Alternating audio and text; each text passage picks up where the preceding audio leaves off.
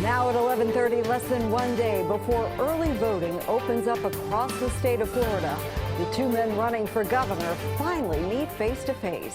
That long-awaited first meeting taking place during tonight's CNN-sponsored debate in Tampa. Voters actually getting their first chance to compare the candidates side by side. And the differences in their views, their demeanor, their direction could not have been more apparent.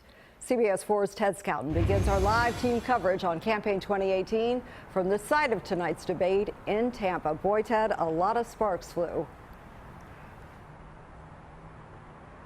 Yeah, both men were ready to pounce, Diane, and they did. This was actually the first time that the two have actually met face to face. They met just before the debate and when they were backstage, and it's the first time that they went head to head.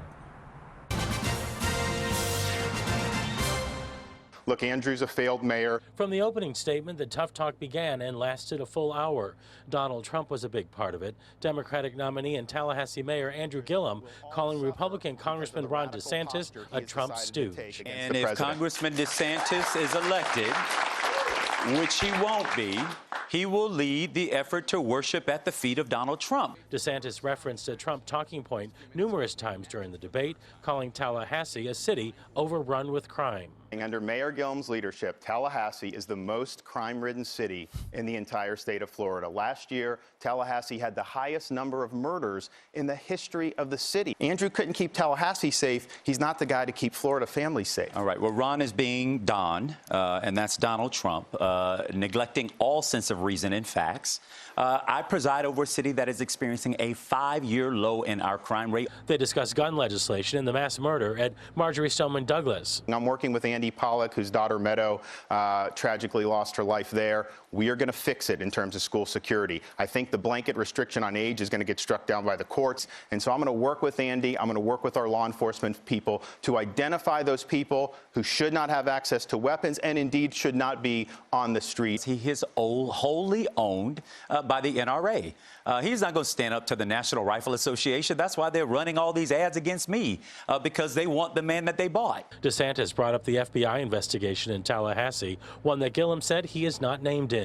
When I dealt with the FBI as a prosecutor, I was working hand in hand with them to bring people to justice. When Andrew deals with them, he's dealing with an undercover agent posing as a contractor who he was on a junket with in New York City. I am not under FBI investigation, and neither is my city government. And what we have done is we've welcomed them in. If there is someone who has done something wrong, they ought to be held fully accountable for their action. The two also pointed out their different approaches to health care, the environment, the economy, and immigration. They agreed on one thing, though. They need their supporters to get out and vote. I will work hard. I will put your interest above mine. I'm not going to use my office to feather my own nest, and it would be an honor to have your vote. I'm asking you all for the only thing in life that my mother ever told me to ask for, and that's a chance. I want to be your governor. Let's bring it home. And as expected, President Trump chimed in just moments after the debate was over. On Twitter, he said Ron DeSantis had a great debate victory tonight against Andrew Gillum, a mayor who presides over one of the worst run and most corrupt cities in Florida.